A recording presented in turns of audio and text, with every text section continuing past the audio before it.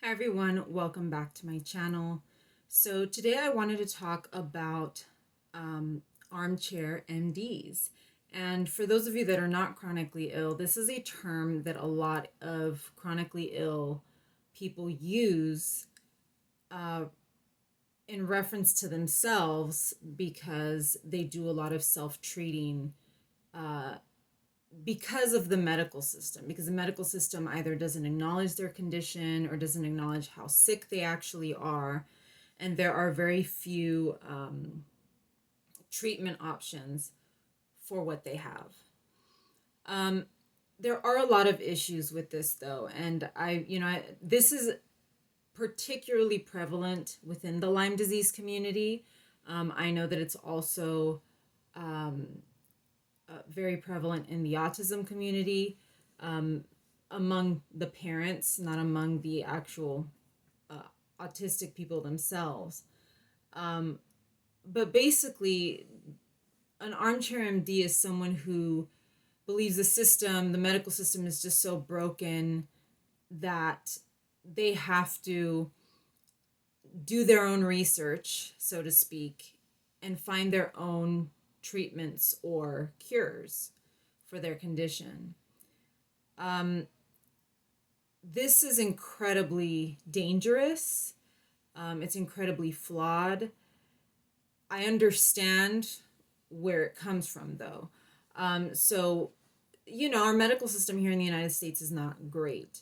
We have some of the best medical schools in the world, some of the best hospitals in the world, um, a lot of the best research in the world, but for whatever reason, there are some conditions that we just have a hard time explaining. And one of them would be Lyme disease. And so a lot of times if you go to like support groups for these conditions, you're going to find a lot of people that are saying, "Oh, well, I'm my own doctor. I Googled this and I found this other thing and this, you know, remedy has helped me a lot, or this treatment has, helped me a lot." And it's possible that somebody came across something that really helped them, but I have always seen this as a very incredibly dangerous mentality. Several years ago, I went to a Lyme disease support group, and I use support group very loosely because these groups don't really provide you with support so much as presentations and people giving you, recommending remedies that they've tried. I fail to see the support in this. And I went twice, a year apart. So I went once and then went back a year later. And there's always someone that will come up to you and say, "Look, I'm my own doctor. I have a doctor, but that's just for reference, but I'm my own doctor." I've heard stories of people going to TJ to buy antibiotics without a prescription so that they can self-treat. I've had people come up to me and say, "This I tried this supplement. Um, you should try it and see if it works for you." I've talked about treatments that have actually helped me, prescription, medication, and somebody's like, "Oh, this over the counter supplement or whatever is just like that, and you should try it. It could help you." It's born out of desperation. I understand that, and it's born out of very very few available doctors to treat these conditions. And so I understand why people, start looking for answers on their own. Um, I don't agree with it, and I don't care what anybody says. You cannot be your own doctor. I know that there are some Lyme literate physicians, some that are good, some that are great, and some that are just grifting and trying to make money off of desperate people. Um, you need to find a doctor that can, that is reasonable, that can help you, that you can ask and talk to about alternative treatments. Yes, you may have to pay out of pocket. I know that that's not doable for a lot of people, but you need a doctor. I will never be convinced that any person that has not gone to medical school, there are even people that have gone to medical school that still don't understand these illnesses. So I don't see how somebody without a medical degree would know more than an MD. That's kind of my reasoning. There are a lot of Lyme literate physicians that still can't answer, why some of us remain so ill. And somehow I'm supposed to believe that this person with the illness that has zero medical background is has the answers or has figured it out. And we've seen a lot of that in the autism community. I think for a while they were promoting bleach, I think drinking some kind of diluted bleach to treat autism. There's been, chelation, which can be very dangerous. And now I've actually recently been dabbling in the stem cell industry, and apparently stem cells are the next big thing to help autistic kids. This is all dangerous stuff. I'm not going to sit here and say that this is benign. These are natural treatments. These are all very dangerous things that can go very, very wrong. And a lot of times people will turn to these treatments because their doctors they're not giving them any options. And like I said, I understand that because I am myself in that position. The unfortunate thing is that this has gone mainstream. If you haven't seen my video, I should have a video posted about conspiracy theories and chronic illness.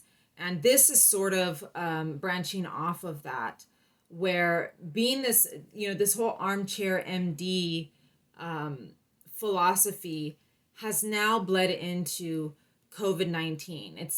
This is not a new phenomenon. We've had this in the Lyme disease community forever. It's existed in the autism community forever. And it probably exists in every chronic condition, including like multiple sclerosis, ALS.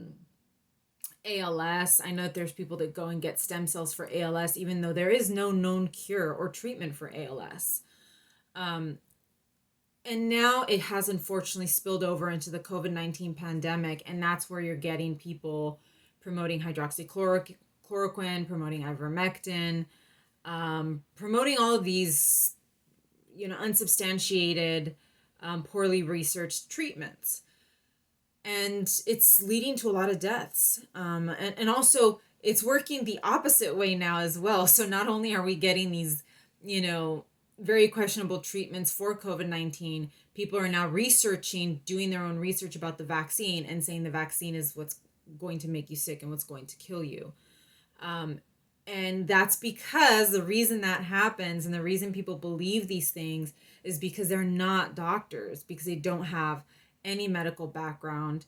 And they're reading these studies, these very flawed studies online, and they're making sense of them, in their heads. And it's like, you have no medical background. There's no way that you can make sense of this.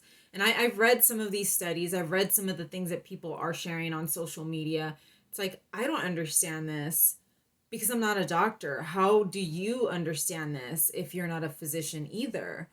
There are physicians out there, actual MDs that are sharing this misinformation. And that's what makes it all the more dangerous, because there are people that are grifting off of this, that are profiting off of it, and sharing it for their own gain. And so it's really become a huge problem. We're headed towards 700,000 deaths here in the United States alone, and I'm pretty sure that's undercounted. And people are still rebelling. I believe the president just announced a vaccine mandate for federal workers.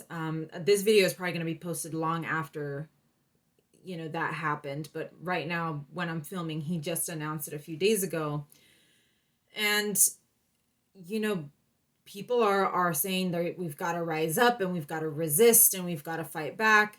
Why? Because they're reading all of these bogus studies or these just bizarre things that are being shared. It's not even a study. People are just sharing videos of other people saying that they became ill after the vaccine, or that their life was saved, their lives were saved because of ivermectin or whatever. And again, the reason people believe it is because they've been an Armchair MD in the past, and they believe they've got it figured out for their own illness. So now they think they can do it for everything else, for COVID or for autism or for whatever else. And there's, there's no evidence, there's no concrete data to support these things. With the exception of the vaccine. And, it's really, a lot of people are not understanding. And I spoke about this in, I believe, I also made a video of regarding ivermectin. A lot of people that are not in these communities, in the autism community or the Lyme disease community, they think that this is new, and they don't understand why people are refusing a vaccine. They don't understand how people could believe that their knowledge is better than a doctor's, than a doctor or a researcher. People are like, I just don't get this. How could these people actually believe that they know more than some of the top researchers and physicians in this country? And if you're in the Lyme community or the autism community, you will understand why, because a lot of people in these communities already have a very, very deep distrust of the medical community. And, they don't, if there's no solution for me, how can I trust that they have the solution for this, this pandemic? They can't figure out my condition. How is it that they can, that they've got this one figured out? And I get, like I said, I get that, I get the distrust. But at the end of the day, you're still not a doctor. You're still not an MD. You can't diagnose yourself. You can't diagnose anybody else. We have a very limited understanding of what's going on. And like I said before, doctors have a very limited understanding of Lyme disease and of autism. There's no way that we could have a better understanding than they do, even though we're suffering with it. So, it's confusing for non-chronically ill people to look around and go, why is this happening? There's, we have a vaccine for this. And, we all know in this country how bad our medical system is. And that's not because we don't have good doctors or good medicine, or good or legitimate treatments for disease. It's, our insurance system, our private medical insurance, all that kind of stuff plays into it. HMOs, that kind of thing. That's where the issue is. It's not so much with our doctors and our treatments, it's insurance, and money, making money. One thing I also mentioned in the conspiracy theory video is that there are people, like I said, there's money on the, conventional medicine side of it, and there's money on the insurance side of it, but there's also money in the alternative side. And we need to understand that they're not our friends either. Chiropractors that are telling you, don't take the vaccine.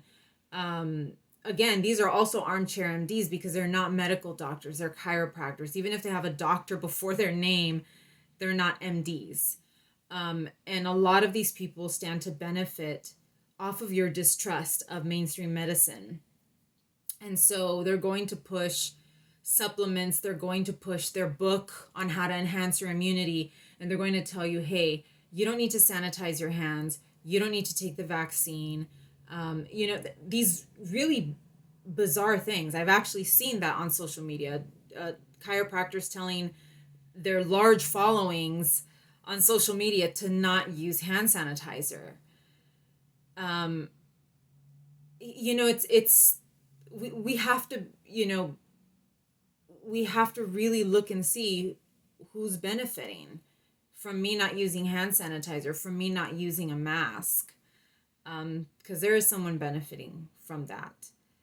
So, yes, I guess it's good to have a healthy distrust of the medical system. But when it comes to uh, this public health emergency, we all need to kind of stand together and say, we're doing this for the greater good. Getting vaccinated, or if you can't get vaccinated, wearing a mask, because it's not just about you. But there is no such thing as an armchair MD. To basically sum it up, there's no such thing as an armchair MD. If you don't have a medical degree, even if you have a medical degree, you can't figure these things out. And I wouldn't encourage you attempting to do that without the help of a physician that is familiar with your condition. Even if they're just familiar with it, you really need to, talk to that person. As I mentioned earlier in the video, I have been looking into stem cells and that kind of thing. And again, somebody stands to profit off of that. So I've been talking to different stem cell clinics, and then taking that information and going back to my doctor and the rest of my doctors as well. I will be talking to the other ones and just getting their take on it. A lot of conventional doctors are going to tell you that alternative treatments are bogus or that alternative treatments are dangerous. But sometimes you have to hear that. You have to hear both sides of the debate when it comes to medical treatments, because they can be potentially lethal. Some of them, many of them, particularly stem cells, are not offered in the United States. So you're going to go to another country, you're going to self-treat in another country, and you may not make it back. So that's why you have to talk to your doctors about all of this. And I encourage the exact same thing when it comes to the vaccine, when it comes to COVID. You need to talk to every single one of your doctors. Do not get your information off of social media. Even if the person is a doctor on social media, there's doctors that highly encourage the vaccine on social media, and there are doctors that highly discourage the vaccine on social media. I don't care about either one of those people on social media. I have a team of doctors at my disposal that I see every single year, sometimes every single month, that I can talk to about the vaccine. Especially if you have a chronic condition, you need to consult with your doctors before anything, before undergoing any kind of procedure. I'm also in the process of possibly removing 2 amalgam fillings in my mouth. The last 2 that I've got left, guess what? I went to my doctor first and I said, look, I want to get these things out, but I don't know. I don't know that there's a lot of controversy over amalgam fillings. Even something as benign as an amalgam filling has caught a lot of controversy in the last decade. And so I went to my physician, one of my doctors, and I said, look, what do I do? And she gave me her take on it, especially if you're chronically ill. If you're a healthy person, some healthy people can experiment all they want and they'll be fine. But when you're chronically ill, you've got an extra, you're in a very vulnerable position, and any little thing can tip the scale for you. So I highly, with anything, I highly encourage you to speak to your doctors.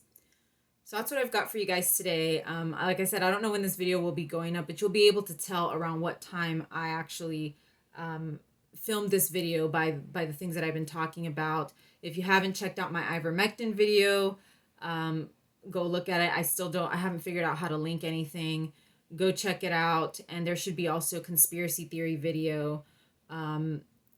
Just look at my list of videos and you'll eventually find it. It's probably within the last month or 2 that I've uploaded it. But we really need to get serious about what's going on right now. And social media is not the place to go. You are not a doctor, neither is social media. that's why we have actual doctors. That's why they recommend that you go at least, what is it, once a year for a physical. So do that. That's why we have doctors. Anyways, thank you for watching my video. Like and subscribe, and I will see you again soon. Take care.